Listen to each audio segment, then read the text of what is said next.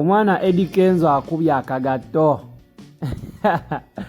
Yes, how's everybody doing, man? How are you guys doing? Mugamba mutya people from munsi ezenjawulo mwenna abali Dubai, abali Kampala, abali Saudi Arabia, abali Oman, abali munsi ezenjawulo. How you guys doing? Mugamba mutya lockdown ebatwala etya ka quarantine kabatwala katya emirimu gigamba gitya. Tubaniriza nnyo ku MMTV, mwebale nnyo kubeera nga mwekuumira ku MMTV, mwebale nnyo kusubscribinga. Gwatana subscribinga. If you're finding this channel for your first time, subscribinga awansi. Kona koje kigambo subscribe, tulabike nga tweyongererayo ddala n'amawulire. Kakati amawulire getukuletedde leero gakwatagana ku mwana mulenzi ono Edrisa Musuuza. Tukuletedde embeera ya Eddie Kenzo gyalimu essaawa zino eno mu Ivory Coast. Mingeri gyakwasaganyaamu ebintu ebyenjawulo. Tukimanyi bulungi nnyo lockdown Kenzo yamukwatira mu Ivory Coast eyo. Yali agenze kuyimba nga ina show yagenze okuyimbako kozi yagendo yimba nga ennaku z'omwezi 12 nga show eriyo ennaku z'omwezi 16 awo. Yamalo yimba ate lockdown neyingirawo kozi yamalo yimba lockdown ate bagitandika wano mu Uganda bagitandika ennaku z'omwezi 18 March nga yata mazo kuyimba nga ali mu nteekateeka za kubeera nga akomawo ate airport ne balabika nga ate bazigala. Kane tukuletedde embeera ya Eddie Kenzo gyali mu Ivory Coast eyo gyali gye bamusibira oba lockdown gye yamukwatira.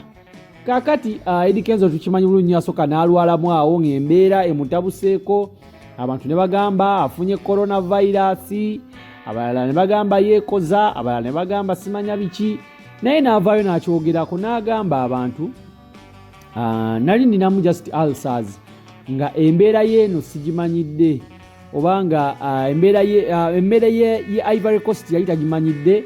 Tukimanyi bulungi nnyo mu Uganda ffe oyinza olya wano katooke, n'olya kacere, n'olya kawunga, n'olya ku bijanjalo, n'olya kanyamano, naye ng'eri mu Ivory Coast yagamba emmere yaabwe balya mmere ya butto nnyo okusingira ddala balya mmere ya butto, ate nga yali tabimanyidde nnyo, ate nga musajja atu yali alina ulcer. Kati we yalya ku mmere yeeri ka ulcer ne kattuka. Ne bamutwala ku kitanda awo abantu ne bamwogerera mbu alina coronavirus. Ya ku kitanda eyo yamalayo nno ebbanga naye n'amala nasuuka, Katonda n'amuyamba n'atereera. Era kati embeera nga bw'omulaba awo embeera yeeyo gyalimu munnaaye. Avuddeyo n'apositinga ku Facebook page ye n'agamba bannaaye life bwekuwa lemoni malayo awo mu comment box ogambe ng'okola lemonade nga bwe yayimba. Abantu bavuddeyo ne bayogerera engoye zabadde ayambadde, ne bayogerera akapale ke, ne bayogerera obugatto bwe, ne bayogerera akasaati ke, nga bagamba akagatto bw'ate Lema yakakuwa, ate legingi oliwa Lema anoonya legingi ze taziraba mbu lwakuba gwo zirimu. Bannayuganda tebazikiza. Omwana akomentize ku gundi ya Kenzo n'agamba mbu bulijjo Lema anoonya legingi ze nga gwe wazitwala ssebo Ivory Coast. Tugenda kuba tufunako kwezo comment tubeere nga tulabamu awo engeri abaana baneeno gye bakomentizeemu ku bintu bya Kenzo. Kyendowooza nti akagatta abasajja bazambala ezingatto ne kalegingi oba akapala akakali munda osooka kambala ng'ogenda ng'oli mu kola exercise, ng'oli mu kubeera nga keeping fitness. Ate Eddie Kenzo omusajja tukimanyi musajja muzannyi wa mupiira. Katufune comments zino tulabe abantu b'enjawulo kye bagamba. Kasule Douglas Benda agambe sooka oleke, simanyi osazeewo kutambuza bigere paka Kampala okuva Ivory Coast. Amubuuza ogenda tambuza bigere okuva Ivory Coast paka Kampala anti nga tulaba ali mu kutambula. Tina Tenrick n'avaayo n'agamba my diva cares bambi you are like twins. N'ateeka wala ekifaananyi kya muza n'ateekawo eno ekya Eddie Kenzo nga bonna obugatto bwe basimudde, obugatto bulinga ng'obw'abakyala. N'agamba Eddie Kenzo kulema nga yali abafaako nga mwambala obugatto bwe bumu mulinga balongo. Kweno posti yadde ataddewo life wekuwa lemoni. Omuzaana Lwanga Phoebe Powers n'akomentinga n'agamba wekuwa lemoni ng'ogula legingi. Nakugambe bannayuganda bo tebazikiza ng'ogula legingi. Katayogere ne comments nga wetunyumirwa Immaculate Wins yamugambye you are growing into a man. Ate Rick Wiz Fabian Lily yamugambye up Eddie. Disbe Shiv yagambye ng'okola lemonade. Nagambye osobola okumala yawo ka statement yako yakugambye life we kuwa lemoni kamale yawo ng'ogambe ng'okola lemonade nga Disbe Shiv atugambye. Adi teacher amugambye Rema bulijjo anoonya leggings ze kumbe gwe wazisigaza.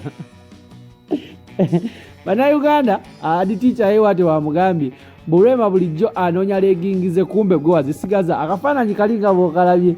Simanyi oba producer nga sira okuddamu akanfunira kaawo nga Eddie Kenzo akubye kali akapale ke aka exercise omwana kayise leggings za Rema bulijjo Rema anoonya leggings ze ng'ate Eddie Kenzo abeera ng'ate ye yazigenderamu Ivory Coast ekyendowooza nti si kituufu. Akapale kaako nga bw'okalaba awo n'obugatto bwewo kyendowooza nti ali smart nnyo era ozajja waffe tumusabira asobole okubeera nga akomawo mu Uganda. Lockdown bagilifting asobole okubeera nga akomawo mu ggwanga abeere nga akuba music abeere nga akola online shows ng'abalala ekintu kigende mu maaso ekintu bakikwasaganye. Gavumenti yali eri kubya kumukomyawo naye tomanyi byakkira. Omanye ebintu bya gavumenti bintu bizibuzibu. Baali bateesa mu parliament awo nga baagala kumukomyawo mu Uganda mbwate biki naye tetumanyi byakkira paka nakati tannabakomawo bate bannabakubeera nga babyongerako oba okubeera nga bakyabyogerako. Tetumanyi gye byakkira naye tumusabire Eddie Kenzo abeere nga akomawo mu Uganda naye nga ye embeera Eddie Kenzo gy'alimu alina abantu ab'enjawulo. Jjukira yali yagenda ne bandi ye yali yatambula ne bandi ye of which bandi ye yali abamu baakomawo era ate abalala ne basigalayo. Abalala tebaafuna mukisa kukomawo nga waliwo musajja wange amukubira gita naye yasigalayo naye Arnold naye yasigalayo naye akyali naye paka essaawa zineeno era we balya emmere ya Ivory Coast we batambula mu Ivory Coast buli kimu we bakigezaako okikwasaganya. Kenzo apostinga bintu bingi nnyo by the way ku social media ze. Yapostingako lumu n'abuuza abantu bannaaye atulaba abantu babakkiriza okudda ate ffe mwatwerabira ate mutwerabira kuba naffe tuli baganda bammwe ate tuli bannayuganda. N'apostingako omulundi omulala ndowooza eno post producer wange abeere nga aginfunirako tubeere nga tulabako ate reactions z'abantu ab'enjawulo. Yapostinga n'agamba amawulire kyeyo. Abantu mu comment awo bamuwa amawulire abalala bagamba biki simanyi bwa producer nga asobola okunfunirako post ya Eddie Kenzo ne reactions ze tulabe kye bali bagamba. Yiyo mawulire ki eyo n'ateekawo akabuuza akasajja akawanisa omukono ne flaga za Uganda katulabeko ku comments ne reaction. Shamix Shibaholi kibirungi yamugamba Big Mizi ndoza Big Mizi gwe omuntu gwe bayita Big Mizi namme mumutegeera bulungi nnyo. Dominic Escobar yamugamba Fresh Kid akwana kawalako. Walvex promoter yagamba Rema olubuto lukyaganye. Peace Diana n'agamba buli omu asigale gyali. Afande Kasolya n'agamba KZ atulaze ensigo leero kati amawulire gamuge bamuwa Eddie Kenzo bamugamba Fresh Kid simanya kwana kawalako Rema olubuto lukyaganye musimanya Big Mizi bale biki naye alina obuwala bubiri kati Fresh Kid akwana kaliwa ku bwombi. Mwabagaba amawulire Fresh Kid akwana kaliwa ku bwombi ne Rema olubuto akoze atya Rema olubuto lukyaganye kiri kitya. Subscribe nga tulabike nga tweyongerayo nezi comments zino. Producer wange mpa comment endala tulabe awo wansi. Tina Beats aga Big Eye is planning to shift to your house. To your Seguku house midnight 12 sharp. Gwe tuuzeeyo obubina nga enjuba giwamba.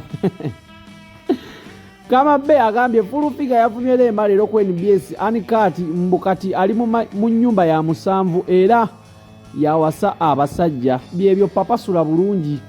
Nanteza Safina n'agamba munnange senga kulannama bamukubyeko surprise ya baby shower buffet yabadde yakatogo k'amatooke g'empogola.